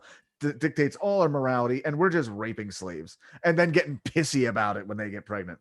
Rape is just fine. All the Christians now say, well, that's the Old Testament, and they just do that. It's just like, that's the Old Testament, the one that makes me think gay people are bad. Yeah. And when she gives Abram shit about it, Abram responds, she's your slave. Why don't you just treat her like shit? So Hagar flees, and God sends an angel like a bloodhound and tells her to go back to her master and deal with it. Also, your baby will be called Ishmael, and he'll be a violent asshole, and everyone will hate him, and he'll hate everybody. They're fucking gaslighting this lady. She's been so bad. Yeah. It's there's again God's this villain that is now God apparently. Again, then you know what? There's probably the snake being like, that's not cool. You know, there's the devil is like, this guy's fucking rules. This guy's fucking hardcore. Yeah. Dude. Like the serpent is looking better and better. The serpent is looking like the supportive aunt that's like, don't worry, baby, we're gonna come in the middle of the night and get you and them kids out of there, away from that asshole. Yeah. his reasoning is great. I keep thinking now God is kind of transitioning into like just like a fat alcoholic stepdad who's just lashing out against them, just being like, I don't know why I even fucking, God damn it, Deborah. I told you to stop This talking goddamn that house. serpent. That serpent sister bitch of yours is putting so many bad ideas in your head. I'm good to you. I'm good to you. Shut up, Dad. Like, it's delightful. There's okay. no reasoning, and it's great, and it doesn't teach us anything. I didn't learn anything, at least from any of this. I don't. It is just cultural stories. I haven't learned a good lesson yet. Yeah, it's just cultural stories of what happens when you don't listen to God. I think all the stories pretty much in this are just like, when God fucks with you, you have to take the fucking and you have to not respond and don't smote him. Well, we have some more shit here of God being a dick. Later, that I have labeled this section American Horror Story Covenant, because this is the covenant with Abraham. Later, God tells Abraham, your name is P. Diddy now, and I'm going to make sure you knock up your wife, and you're going to have all this land. Also, by the way, you're going to have to cut the tip of your dick off. Yeah. You and all the men in your family. Oh, and if he keeps his foreskin, his soul will be cut off from thy people. But hey, your wife's gonna get pregnant. Yeah. I love also if that happened in front of all of his people. Like he runs, you know what I mean? Like right, it's like cartoon, just like him running. So it's like we're like this. Hey, Abraham's back, and it looks like he's got something to say. Hey, I'm talking to God. Yeah, everyone's behind. Yeah, they can't see or hear, but I'm talking. Yeah. Did you tell them, Abram? I'm getting to it. I'm getting to it. Yeah, so we just cut it off. Okay. So guys, we're just gonna cut off the tips of our dicks. Okay. Guys, I have spoken with God. I have good news. We're gonna have all this land. Yay! Our descendants will rule for generations. Yay! And also, you're gonna have to cut off the tip of your dicks. Yeah. Oh my God! But I don't know. Yeah, I love just like the people he bought, again, admitting that he owned slaves. Of course, as you did. Everyone had to. They had to do it. So like everyone that he bought had to get circumcised, all the men. And we don't know what circumcised. I think now culturally we know that this was just a way that one, it showed sacrifice, obviously, but it also made you distinct and also cleanliness. So those were the things. It was distinct in the culture. That's what they say. The big thing with the kosher against shellfish and eating pork are both like to avoid trichinosis and like common disease of the time. Right. Besides, dude, if you're uncircumcised and you're out there, it's fucking dry out in the desert. There's not a lot of water to clean it all the time. I get it. Sure. Yeah, absolutely. And fucking 3,000 years later, that's why I don't have the tip of my dick, and I'm still not happy about it. And also, yeah, they just throw in there, like, don't worry, Sarah's going to have a baby. And Abraham's like, dude, she's 90. That's fucking gross. What are you talking about? Her hips are basically chalk. A baby's going to kill her. I remember now, like, he kind of asked twice. He's like, are you sure? She's 97. You know how old she is? She's 97 years old. So God, it's up to you. I mean, I'm down. He's going like, I mean, I'm down for like whatever you guys want to do or whatever, but like 97, you know, like he's like, no, I'll take care of it. And God's kind of like waving him off. I got it. So we'll eventually, that storyline will pay off in a little bit. But Neil, since you actually know this story, how about you tell us about Sodom and Gomorrah? Oh, sure. Yeah. Sodom and Gomorrah. This is, I was getting even a little confused because it's just, the confusing parts are because there is the section of there when they start describing the land and like the layout. So they're kind of trying to give you, sections like this is to the north and to the east and things like that. So you're kind of like, all right, so that guy went over here, got it. But I don't remember reading in there. And I think even in the reread and stuff, I don't remember seeing just like, oh yeah, and there's Sodom and Gomorrah, and we don't know why. Did those lands exist before? I don't think so. Like they were just existed, right? They just talk about it as if they were always there, and I think they just highlight them. Right, and they don't even really mention anything about Magorah other than the fact Gomorrah, the fact that it's just Sodom and Gomorrah, but everything that happens in Sodom. Yeah. So if I'm remembering this correctly here. Let's see. It's so weird, right? Because it's So they fight. No, hold on. I think I Okay. can remember. Okay. The Okay. problem is here. I mean, cursory, right? Like, they kind of know it's a bad place. It's wicked. There's people are amongst God, and they go away. Like he goes away, and then Abram and Lot and stuff like that ends up. Lot goes to stay there, right? And then they journey back, and God's kind of said this whole thing of like, hey, you got to get your people out of there, and well. Yeah, One, I'm gonna destroy that place. It's bad. I'm gonna destroy that place, and and then of course I keep seeing like Abram as like kind of coming in each time, almost like Columbo, kind of because he's like, well, what if there's like 45 people, that are down there, would you spare it then? He was like, I'll spare it for 45. One more question. What if it was 35 people down there? Like, all right, I'll spam for it's just he does this, and then finally it's like 10 people, and God kind of sitting there, I guess, kind of like, yeah, dude, you're not gonna find 10 good people down there. Yeah, just like you're not. So whatever, he comes back. He finally is like, yo, we gotta get the fuck out of here. I'm gonna take my people a lot. Like get the fuck. You gotta get and get good, and don't look back. We've been instructed not to look back. We can't go. Sorry. We can't skip the important part. God sends 2 angels to save Lot and his family. And while they're in their meeting, the entire town comes to the Lot's door and says, send out those strangers so we can rape them. Yes. The book of morality. Let's say, hey, I get curious around strangers, but not to that extent. Showing, and I mean, that's not the book of morality. Technically, it's making the point of like, these people are so wicked, they're just raping everybody. And it's also just like, hey, Lot, I mean, we're not going to take you, but you better send out those two. But here's the thing. Tail. We know Lot was new in town at one point. Sure. Did Lot get jumped in? I don't know. There's so much left in the imagination of like, now it looks like Lot is kind of like Mr. Rogers, and he's just like, oh God, what are you guys doing here? It's like, oh no, Lot, we're not here for you. We just would love to rape those 2 guys that are here. Is that okay, cool? Mr. Lot, you have signed your lease. This is your condo. Before we give you the key, there's one local tradition. Before we get in, we just like to get together. Yeah. And well, just to show how great a guy Lot is, when these people come up demanding to rape the guests, he says, no, please don't rape my guests. And I have my daughter. Take my daughter, please.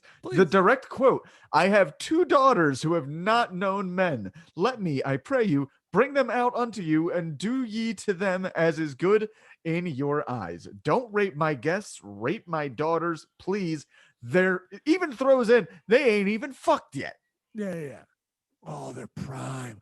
Again, like the horde being outside, be like, oh, did you hear that, boys? Oh, she's going to be prime meat. Like, it's. But the thing, they don't even react that way. They say, no, we want to fuck the dude. Okay? You knew this when you joined the homeowners association, Lot. Right. Okay? Don't act fucking dumb here. And trim up these bushes, if you know what I mean. Exactly. This fence is way too tall, and you know that. I also should have thrown out the angels. Why he seems to need to protect them, why they need protection, doesn't make any sense. I have heard justification that it was an extreme societal taboo at the time to allow any negative thing to happen to your guests. He didn't invite these fucking people. They showed up. They also don't have buttholes, Jesse. They're angels. Exactly. If anything, he should have let him have at him and seen what the fuck they do then.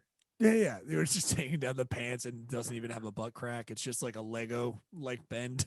You're just like, shit. All right, mouth rape, I guess. Yeah. Actually, speaking of shit, like how? Like that. Yeah, no one knows. So it's bullshit. I was full of lusty rapiness, and now I'm full with questions. Yeah. I'm so full of questions. I'm gonna fill that angel up with questions. So then, of course, like, he gives them that, right? I think he does dissuade them, right? Doesn't he give them the no. God or the angel strikes them all blind. Right, strikes them blind, of course. Yeah. But whatever. They got a giddy, so they giddy. And unfortunately, what's her name looks back, right? Was it Lot's wife? Who looks back? They just call her Lot's wife. They never expound upon Lot's that. Wife looks back, turns into a pillar of salt. Okay. Cool. And then, they all join up after, right? And then they start talking about where they're going to go next because I think they spread out from there. Right. Well, the funny thing, so this family mourns a little weirdly. Maybe Lot shouldn't have brought up his family there because Lot is so bummed out that his wife is a pillar of salt now that his daughters get him drunk and they rape him so they can get knocked up. Yeah, they don't want his seed to go to waste. Right? Yeah. Yeah.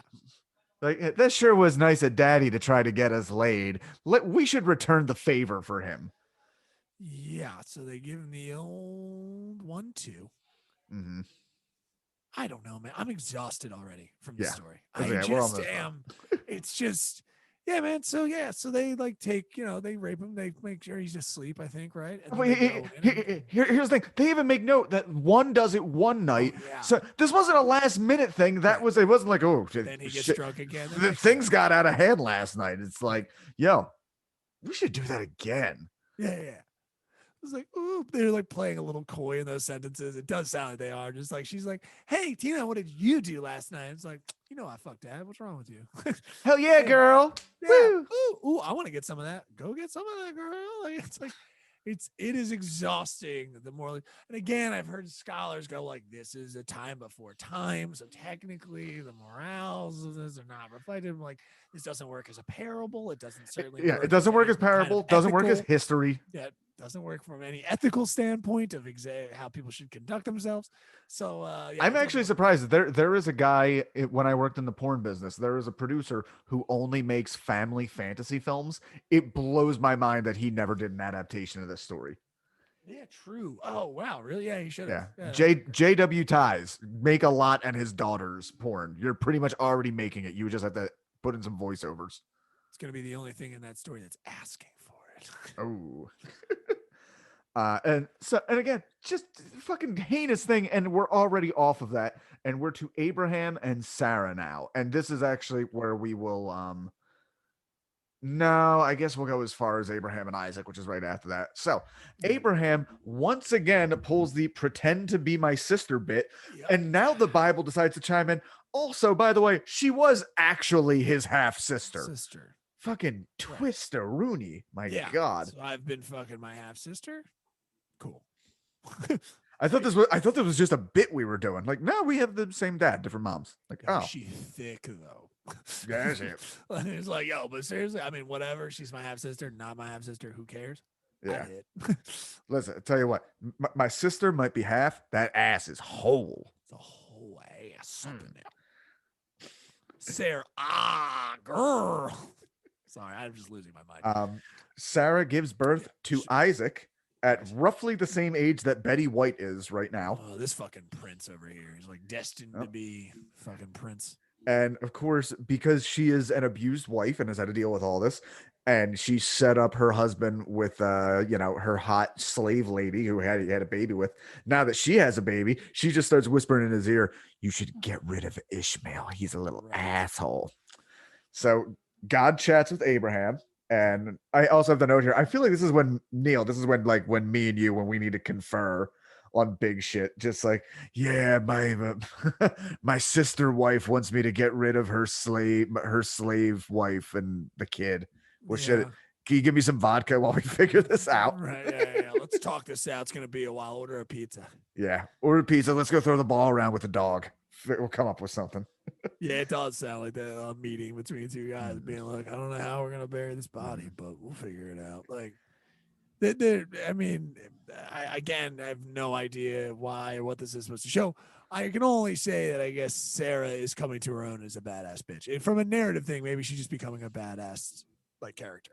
Right. It's very Game of Thronesy. And apparently, God, everybody hates Hagar, unfortunately, because God's advice to Abraham is like, go home, tell her, beat it, basically, and chases them into the desert. And that's exactly what happens. Is enough so that when they're in the desert, Hagar gets exhausted. By the way, I think they do part of this because Sarah said that Isaac was making fun. I mean, Ishmael was making fun of Isaac. Yeah. Well, the thing I get that whatever. Yeah, that fucking part. But then God's like, yo, whatever, cast him into the desert. Then he ends up rescuing, or angels come and rescue her and give her Wait, she's going to ditch the kid in a bush. She's just like, right. fuck it, we're done. At which time God intervenes and says, go get that kid. I'll give him a nation. God's just throwing out fucking nations like candy corn here. I don't get it. It's like, why did you cast him out? Why aren't you just doing this in time? Hagar, even more than Jesus, Hagar gets the roughest thing in the Bible because it's Hagar all against her is- will. Whew. And Hagar gets rough. I think do they get into Ishmael later on? Because they say that he'll be against all his brothers, and all his brothers' hands will be against him. Yeah, the House of Ishmael, because they talk about, I can't remember where, but I think that comes. Yeah, I think it comes in. I have to do a whole reread now, dude. I mean, if I can have some patience and get through the book, and just because it makes me so angry. But yeah, then right, because so she's saved, and then God bestows the land. And I can't remember what happens to poor old Hagar. She lives an amount of years, and then I think she just dies, right? Probably. I don't know. I thought that was in there, and that Hagar lived. It might have gone further. We can wrap it up right here at Abraham and Isaac, because again, I feel like everybody knows this. God, out of the blue, out of the fucking blue, goes, "Hey, you know what? That son of yours, I don't like the look on his face. You should fucking sacrifice him to me. And don't try to give me no goddamn fruits, because Yahweh don't play that way." And fucking, despite all the shit that just went down, Abraham's like, all right, hey, Isaac, let's go get ice cream at the top of that mountain there. Takes him up, binds him, is ready to kill. But he's like, yeah, we're going to sacrifice a sheep. And they get up to the top, and Isaac's like, Dad, there's no sheep up here. And Abraham's like, yeah, about that. Lay down. Yeah, but I love the two dudes. He basically has to commit a murder, and there's two dudes that he brings along that are like handlers, and but he kind of does the thing of like, you guys stay back here.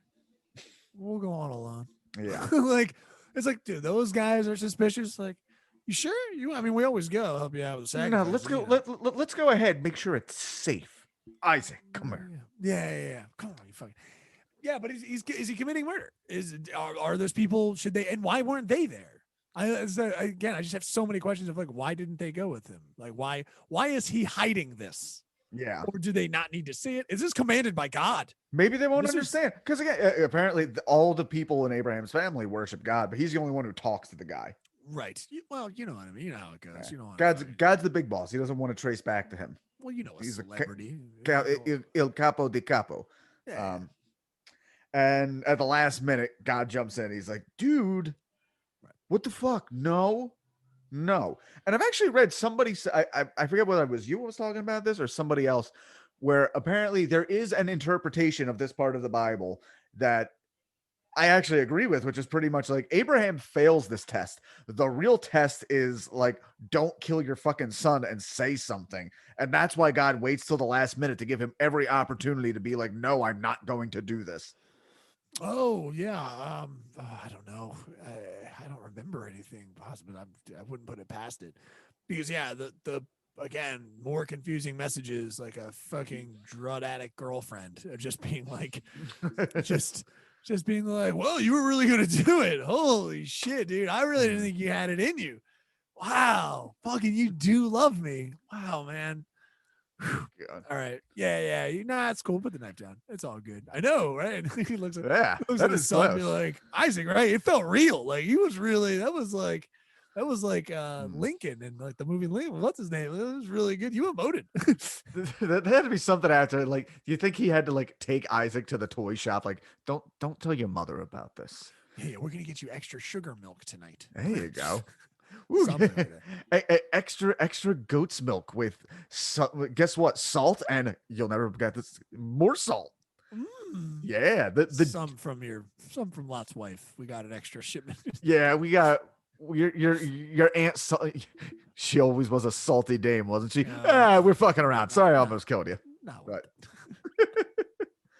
all right, Neil, I think we're wrapped up this stupid fucking book for today. It is exhausting. It is. It's bad. It's bad storytelling. I would love. Again, I want to get somebody actually like very religious. If I could get a fundamentalist with a little bit of a sense of humor, which is an oxymoron in and of itself, like So you believe all of this. Right. Why? Yeah. What do you get out of this? What lesson have we learned out of any of this other than Sarah don't fuck around? She's a bad bitch. Yeah. I would think that a lot of them, well, the evangelicals though, some of them don't read it every day. You know what I mean? Or maybe if they even do, I don't know, maybe they've compartmentalized so much where like this has to be okay. All of this must be okay because still God loves me and I have to assert his will.